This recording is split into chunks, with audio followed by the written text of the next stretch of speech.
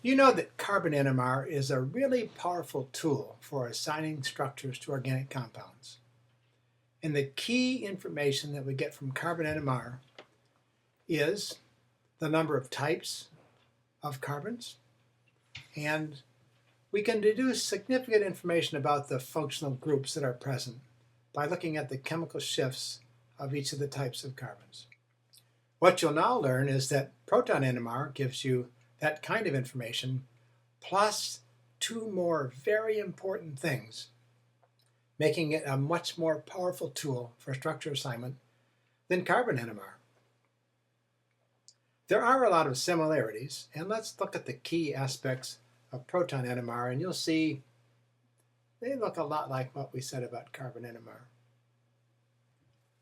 Like carbon NMR, Proton NMR uses very long wavelengths, really low energy electromagnetic radiation.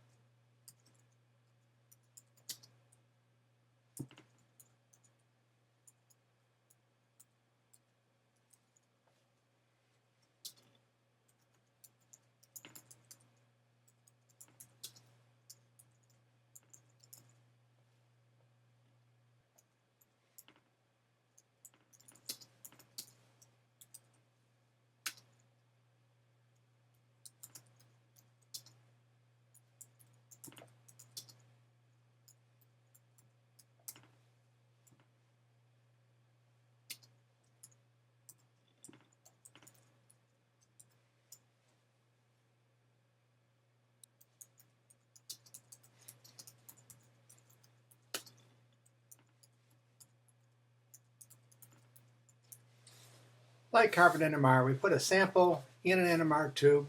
We look at the whole sample at once. That's many, many molecules. There's limited sensitivity.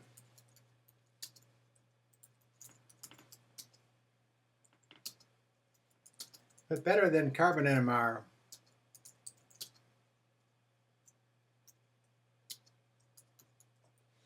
And that's because with carbon NMR, we're only looking at 1% of the isotope.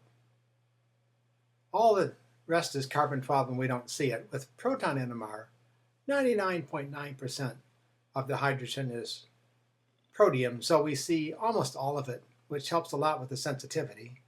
And then beyond that, Proton NMR is inherently more sensitive than carbon NMR. So put the two together and Proton NMR is substantially better sensitivity. The sample is not destroyed.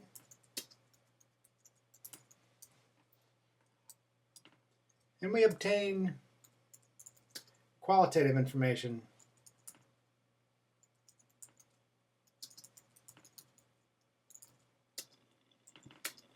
Very seldom is used for quantitative work.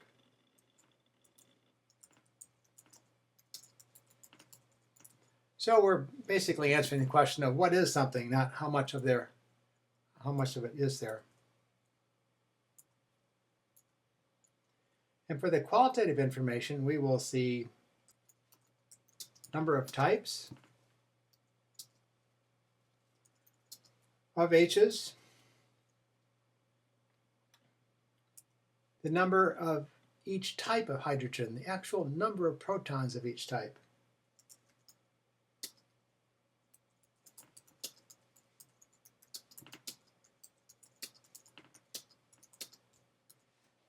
You recall we can't do this with carbon NMR, so this is a huge improvement.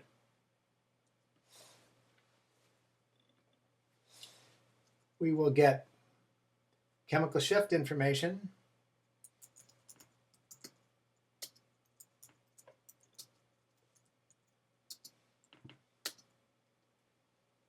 from which we deduce information about the functional groups present.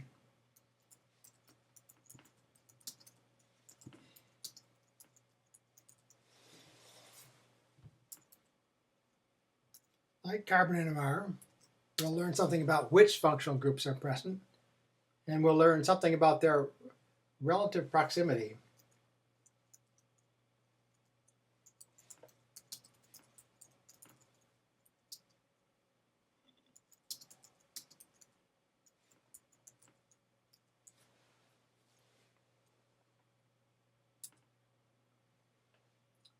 The totally new type of information that Proton NMR gives us is which hydrogens are neighbors, which hydrogens are located on neighboring carbons.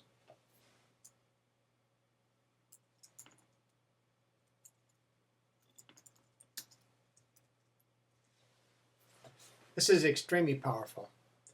Let's look at some spectra to illustrate the use of Proton NMR for structure assignment.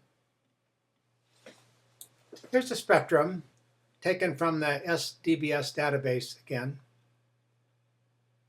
of the compound we looked at for carbon NMR.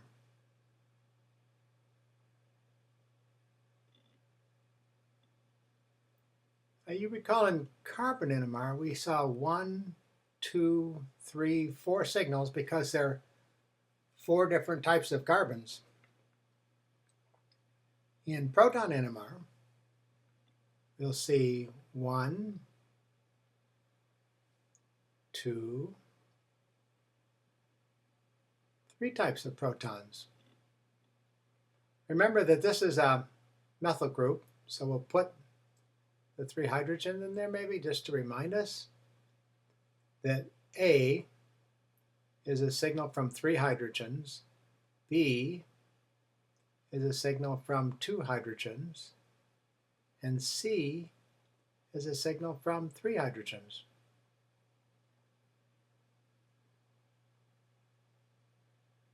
Now, like carbon NMR, we call the larger chemical shifts downfield.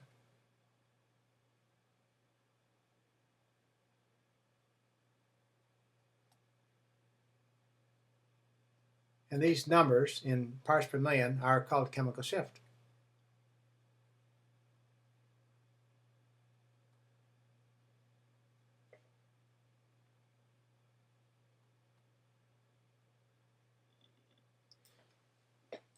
You see several signals here.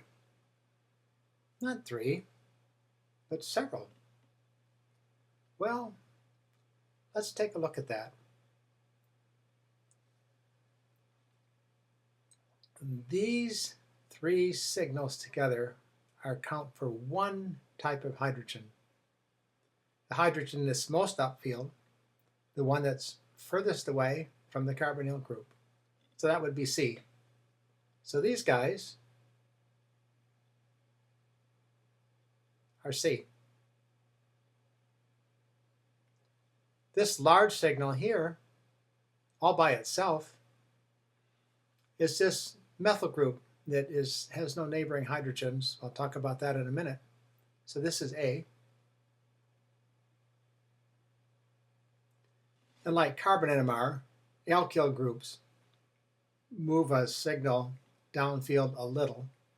So the protons adjacent to the carbonyl group that also have a carbon attached are shifted a little bit downfield relative to the others. So this is B.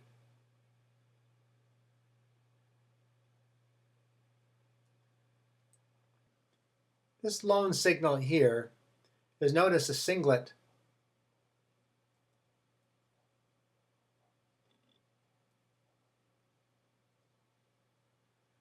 It isn't split by any neighbors, and by splitting we mean the signal is turned into more than the single signal. Whereas here, this signal is turned into 3. So this would be called a triplet.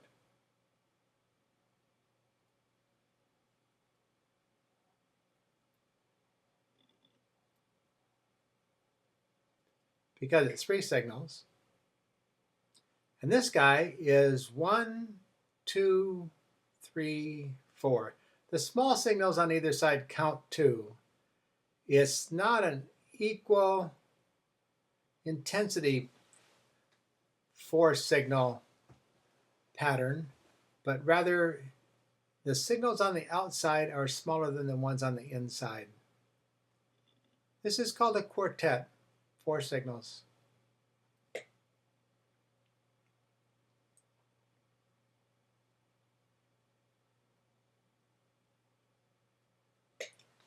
Now, what's the explanation for this? By the way, this is B. The formula for the number of lines we see for that certain type of hydrogen.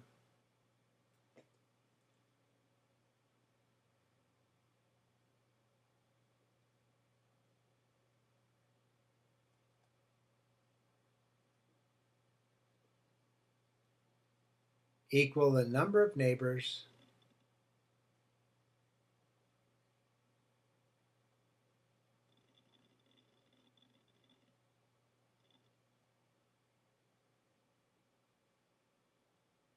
plus 1.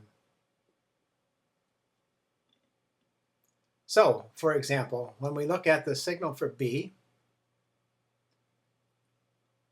there are 3 neighbors. 3 plus 1 is 4. The signal for B should be a 4-line pattern, the quartet we see here. When we look at the signal for C, it has 2 neighbors. 2 plus 1 is 3. That signal should be a 3-line pattern, a triplet. Now take a look at this. There's one more type of information that we get from this NMR spectrum, and that is the number of protons that account for the signals we see. This is from a type of information called integration, which the machine does for you.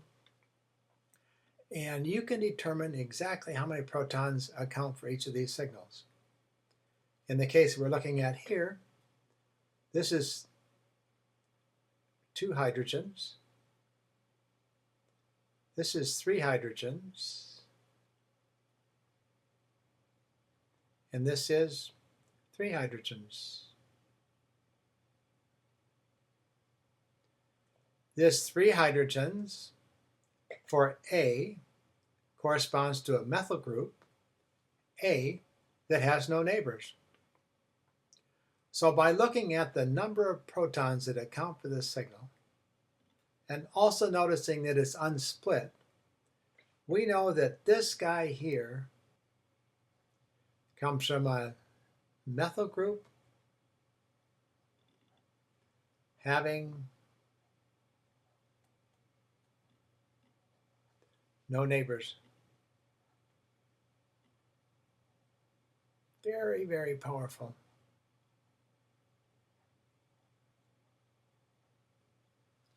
We know that this comes because it's 3 hydrogens from a methyl group, and it's a triplet, so it has 2 neighbors.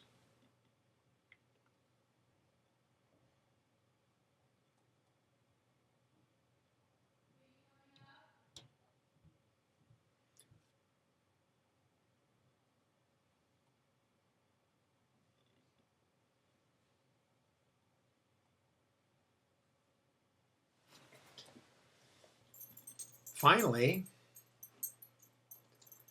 this is a 2 hydrogen signal, so it's a CH2 group. And it's a 4-line pattern, meaning it has 3 neighbors plus the 1.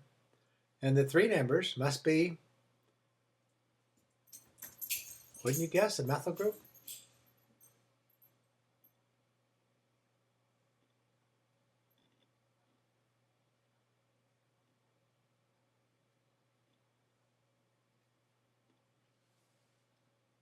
So look what we can do.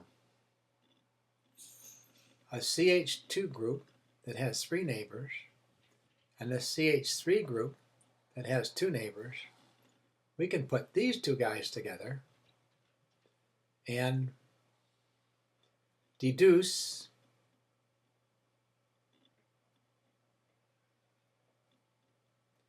presence of an ethyl group.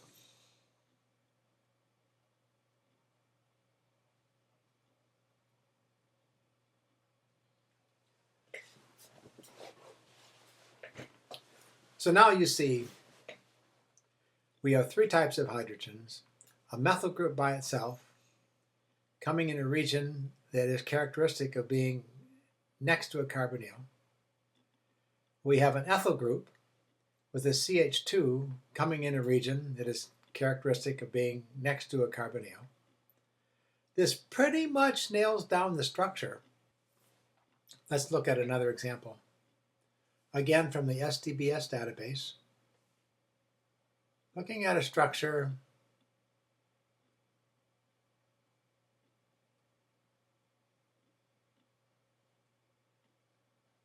as we did for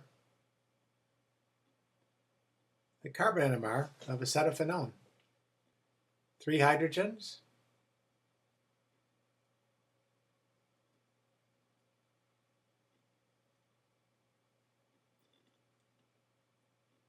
all on the same carbon, all have the same signal. 1 hydrogen here and a hydrogen here. These are totally equivalent. In terms of position, these guys are different, but they're equivalent to each other. And then ultimately there's another hydrogen that's different. We have 3A. We have 2 HBs.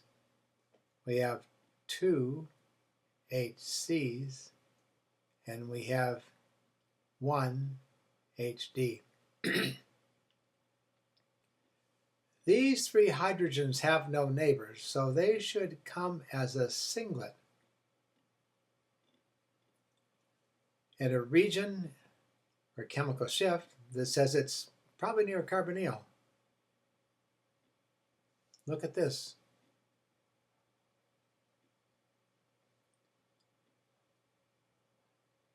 Perfect.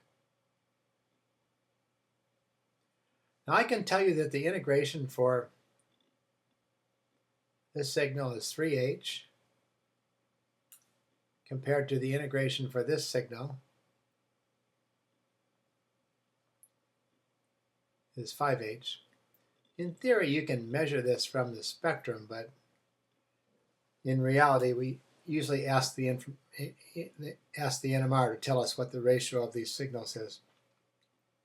And I put 5H together because you see this is sort of a messy pattern. We have what looks to be probably 2H, 1H, and 2H. So that would be very possibly HB,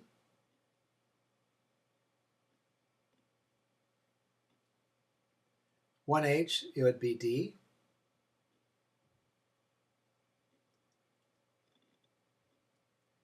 and then this one would be C. I guessed B for the one that's downfield because it's closest to the carbonyl group. So I'm guessing that makes a shift relative to the other two that's downfield.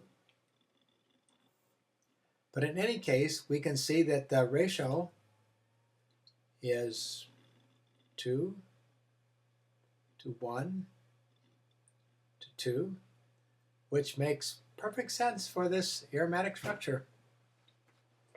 2 protons that are equivalent, 1 proton that is different from all the others, and 2 other protons that are equivalent.